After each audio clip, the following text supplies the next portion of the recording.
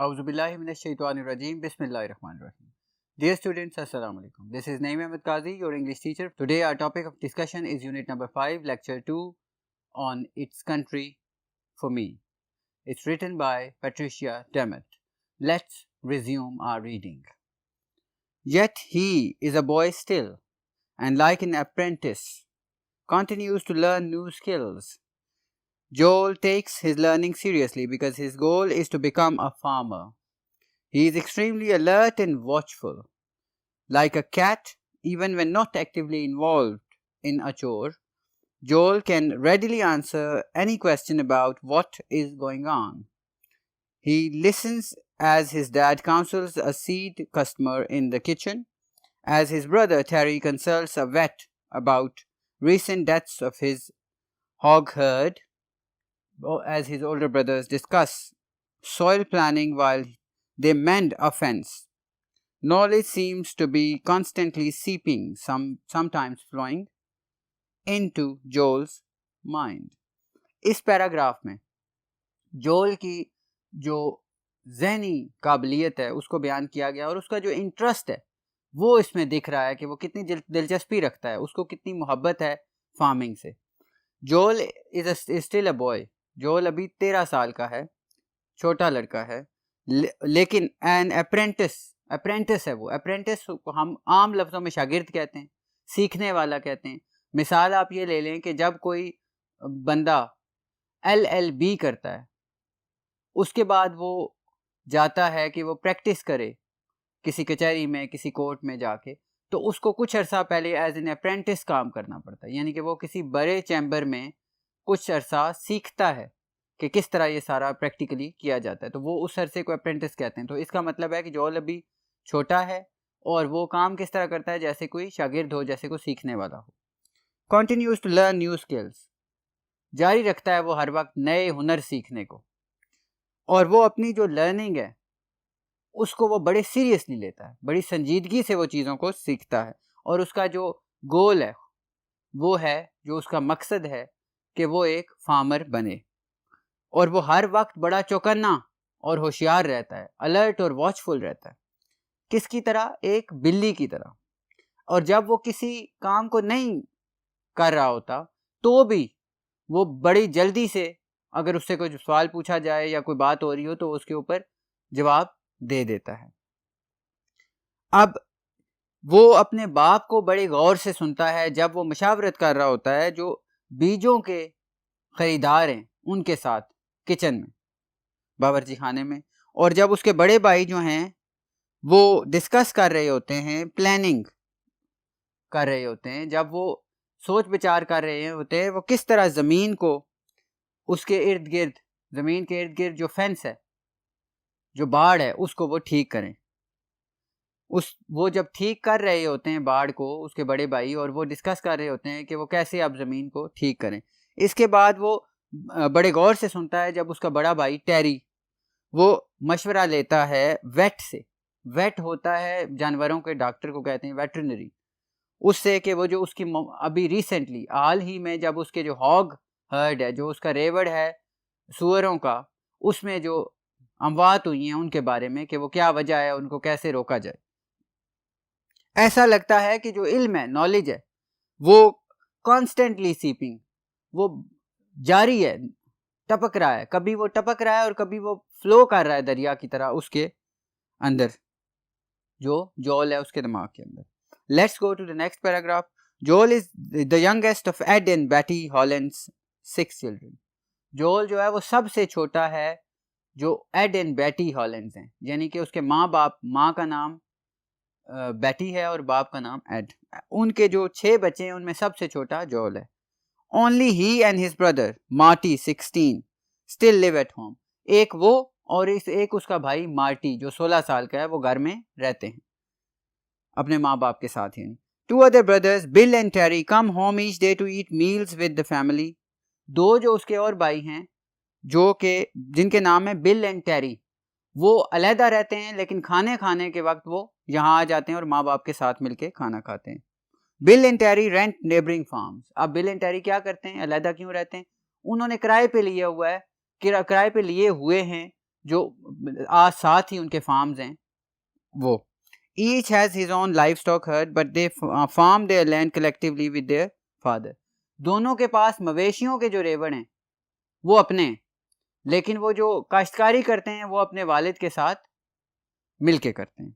Next paragraph की तरफ चलते हैं। 2 other children Kevin and Kathy do not live at home. जो और 2 बच्चे हैं केविन और कैथी, वो घर में यहाँ नहीं रहते। जो केविन है इस साल 22, वो 22 साल का हो जाएगा। Will graduate from college in Chicago. वो शिकागो जो है एक जगह है, वहाँ पे कॉलेज है, वहाँ से वो ग्रेजुएट करेगा। He will be the 4th college graduate among the Holland's children. We insist they all go to college and get a taste of what it's like off the farm, says Betty. Then if they want to come back to farming, that is fine.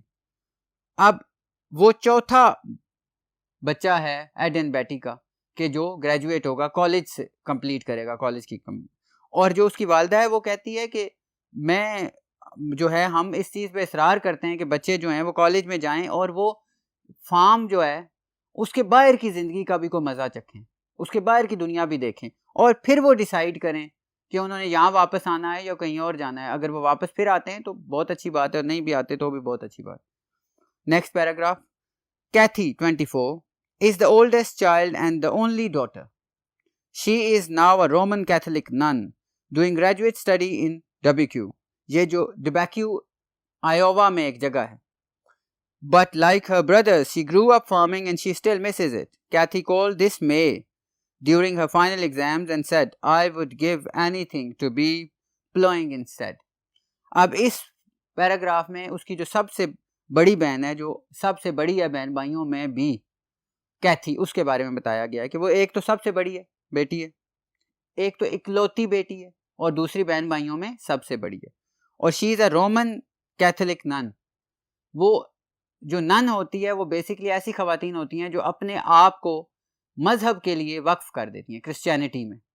तो उसने वो Roman Catholic जो church है उसमें उसने अपने आप को वक्फ किया हुआ है मज़हब के लिए, और वो डबैक्यू आयोवा में ग्रेजुएट स्टडी कर रही है। बट लाइक हर ब्रदर्स, लेकिन अपने बाकी भाइयों की तरह वो भी एक फार्म चाइल्ड है, यानी फार्म पे उसने अपनी सारी ज़िंदगी गुजारी है। और जैसा कि आपको याद होगा कि फार्म चलाने के लिए ये नेसेसरी है कि बच्चे भी काम करें और इसेंशियल है और बहुत इंपॉर्टेंट है। तो वो भी इसी तरह, यानी ये नहीं कि लड़की है या लड़का है, वो सारे एक जैसे ही हैं वहाँ पे। और वो अभी उसके फाइनल एग्ज़ाम हो रहे थे मई में, और उसने फ़ोन किया और उसने कहा कि मैं अपनी हर चीज़ कुर्बान करने को तैयार हूँ। किसके लिए? फार्मिंग के लिए, प्लॉइंग के लिए, कि मैं काश्तकारी करने के लिए। नेक्स्ट पैराग्राफ पे चलते हैं। As the youngest, Joel has at times had more farming teachers than he wanted. One night he sat at the kitchen table listening to his dad and brothers talk about the rewards of farming. जो youngest है, सबसे छोटा होने के नाते से जो जोल है उसके सबसे ज़्यादा उस्ताद है, क्योंकि सारे बड़े हैं उससे और वो सारे उसको कोई ना कोई काम भी कहते रहते हैं और कोई ना कोई चीज़ भी सिखाते रहते हैं। तो एक रात वो और एक शाम को वो किचन टेबल पे बैठा हुआ सुन रहा था अपने भाइयों और अपने वालिद साहब के दरमियान होने वाली गुफ्तगू को। It is a good independent life, said Bill. You are your own boss. I wouldn't know, said Joel, grinning. I've got bosses. Who? Asked his dad. Joel pointed to each one around the table in the old loft. अब उसका जो भाई है bill, वो कहता है कि it's a good independent life, कि ये बड़ी अच्छी ज़िंदगी है फार्मिंग, क्योंकि आप आज़ाद होते हैं, ना कोई नौकरी है कि सुबह सुबह पहुंचना है, कोई पूछेगा, फिर ना कोई ये है कि आपने कहीं किसी के नीचे हो कि कोई आपको जो भी कह जाए, कोई इस्तेहसाल कर ले आपका, कुछ भी हो, बल्कि ये एक अपनी इंडिपेंडेंट लाइफ है, आराम से आप ज़िंदगी गुजारते हैं, बहुत अच्छा है। और इसमें बिल कहता है कि आप खुद अपने बॉस होते हैं, आपका कोई बॉस नहीं होता, आप खुद ही अपने बॉस हैं, ये बहुत अच्छी ज़िंदगी है। I wouldn't know, said Joel, grinning. जोल ये सुन के कहता है कि मैं तो नहीं जानता था, और फिर वो साथ एक खिसियानी सी हंसी उसकी होती है। I've got bosses. वो कहता है कि मेरे तो बहुत सारे बॉस हैं। और उसके वाले साहब ये सुन के पूछते हैं हु, कौन? तो वो पॉइंट करता है, इशारा करता है कि सारे भाइयों की तरफ और वालिद की तरफ और सब, और सारे के सारे हंसना शुरू कर देते हैं, क्या लगाना शुरू कर देते हैं। नेक्स्ट पैराग्राफ पे चलते हैं. Joel used to be largely at somebody's side, watching and listening, lending a hand or going on the run for a tractor or forgotten tool. Joel जो था वो अमूमी तौर पे किसी ना किसी के साथ होता था जब कोई काम कर रहा होता था, और वो या देख रहा होता था जोल, या फिर सुन रहा होता था, या फिर कोई हेल्पिंग हैंड के तौर पे मददगार होता था, या फिर वो दौड़ रहा होता था ट्रैक्टर लाने के लिए, या फिर कोई ऐसा टूल हथियार जो कहीं भूल आए हों. जैसे आप निकले जनाब, फ़र्ज़ करो कोई काम करने के लिए, और आप वो जिससे वो काम करना था वो हथियार गाड़ी भूल आए, तो वो उसको फिर दौड़ के ऐसे भेजते, जाओ जो ले आओ, क्योंकि छोटा जो था. He took the occasional bossing he got in stride. Now he is so busy with his own work that he is no longer available to be everybody's gopher. Occasional bossing जो है वो कभी कभार जो है वो जब वो मौजूद होता था तो उससे सारे के सारे जो है ना वो उसे मौका मिलता था. जब मौजूद नहीं होते थे तो वो उस वक्त एक बॉस होता था अपना. अब वो बहुत ज़्यादा बिजी है, अब वो मसरूफ़ है और वो अपना काम कर रहा है, इसलिए कोई भी उसके साथ अवेलेबल नहीं है और किसी का गोफर नहीं है. गोफर होता है अरकारा, कारिंदा, यानी जिसको आप भेज दें ये काम कर रहा हो, अब ये काम कर रहा हो, ये कर रहा हो, उसको हम गोफर कहते हैं, कारिंदे को. नेक्स्ट पैराग्राफ पे चलते हैं. If I had just one word to describe Joel, it would be enthusiasm, says Betty. Betty कहती है अगर मेरे पास सिर्फ एक लफ्ज़ हो जोल को बयान करने में, कि जोल के बारे में बताने में, तो मैं ये कहूँगी कि वो जोशो वलवला है, जोश है. He uses his youthful energy indiscriminately. वो अपनी जो ताकत है नौजवान होने की वजह से उसको बिला किसी फ़र्क के हर जगह इस्तेमाल करता है. On one summer day, he jumped 15 fences, drove farm machinery 25 miles, fed 320 animals, opened and closed 8 gates, walked and ran about 8 miles, jumped on and off the tractor 26 times, lifted 900 pounds of grain, shoveled 4,000 pounds, ate about 2,600 calories.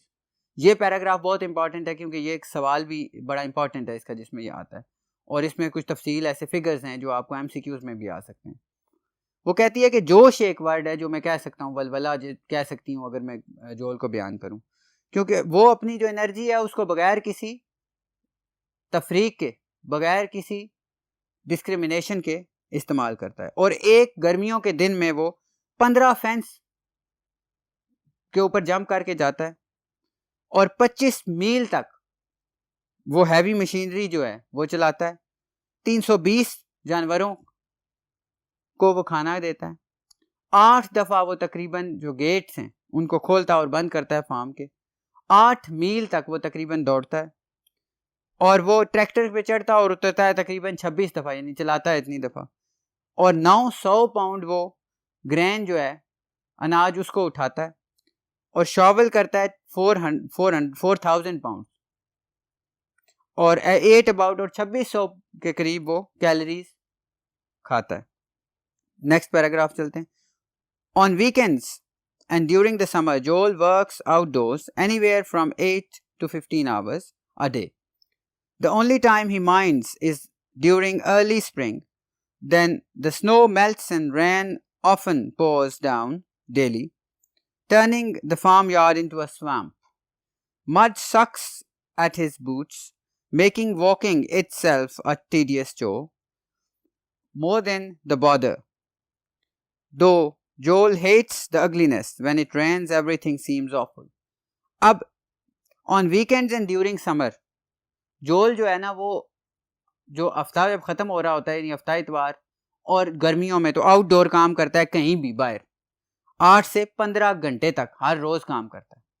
और जब बहार का मौसम आता है तो वो उसे बड़ा परेशान कुन करता है, क्योंकि बहार में जो स्नो है यानी बर्फ़ है वो पिघलती है और बारिश जो है वो रोज़ बरसती है.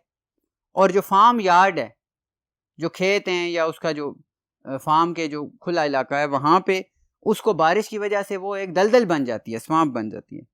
और मड जो है वो सक्स एट हिज बूट्स, और जो उसके बूट उसने पहने होते हैं वो धंस जाते हैं उसके अंदर और चलना ही उस बूटों के धंसने की वजह से एक बहुत मुशक्क़त तलब काम हो जाता है।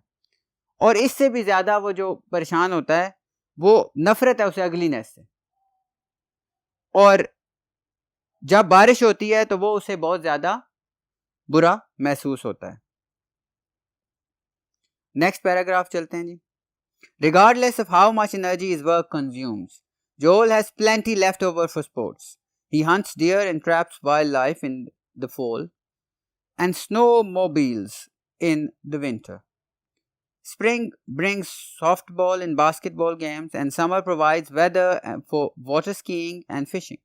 Nearly all his favorite sports are played outdoors. जो कुछ भी हो, जितनी भी एनर्जी वो अपने काम में कंज्यूम करे, खर्च करे, उसके पास बहुत सारी जो है ना एनर्जी बच जाती है, तवानाई बच जाती है खेलने के लिए। और उसके सारी गेम्स जो हैं वो तकरीबन आउटडोर हैं, बाहर खेलता है। मसलन वो जो हिरने हैं उनके शिकार करता है, डियर हंटिंग करता है, वाइल्ड लाइफ के लिए ट्रैप्स, स्नेयर्स लगाता है, शिकंजे लगाता है, और जो जंगली जानवर हैं उनको वो उसमें पकड़ता है फॉल में, सर्दियों में। और स्नो मोबिल्स इन विंटर, और वो जो स्नो मोबिल एक किस्म की दो आप कह सकते हैं कि स्टेट से लकड़ी के या प्लास्टिक के या लोहे के वो होते हैं रॉड से, और उनके ऊपर वो ट्रैवल करता है बंदा इसके दौरान बर्फ़ के ऊपर। तो वो एक गेम भी है सर्फिंग इस तरह की, वो स्नो मोबिल्स का। और स्प्रिंग ब्रिंग्स, और जब बाहर आती है तो सॉफ्ट बॉल और बास्केट बॉल खेलता है।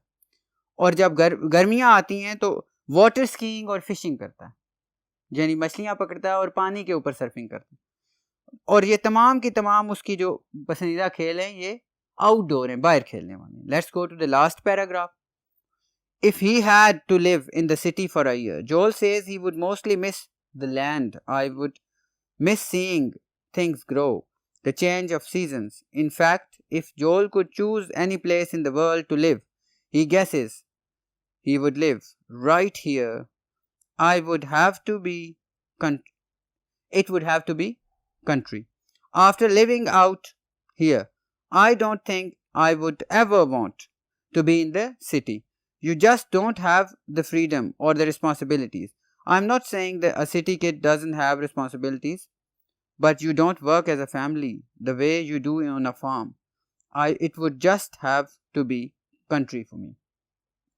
जोल कहता है जी कि अगर उसे शहर में एक साल रहना पड़े तो वो बहुत ज़्यादा मिस करेगा इस लैंड को, यानी कि फार्म को, जहाँ पे उसकी नज़रों के सामने पौधे या चीज़ें ग्रो करती हैं, छोटी होती हैं, फिर या कैटल हैं वो छोटी बच्चे होते हैं, लैम्बी है जिस तरह वो बड़े होते हैं, फिर मौसम बदलते हैं और हर मौसम एक नया रंग लेके आता है।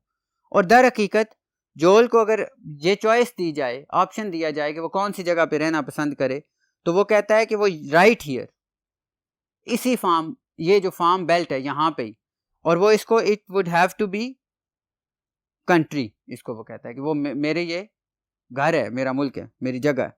After living out here I don't think I would ever want to be in a city. वो कहता है यहाँ रहने के बाद मैं कभी भी शहर में रहना पसंद नहीं करूँगा, और वहाँ पे आपको आज़ादी नहीं है।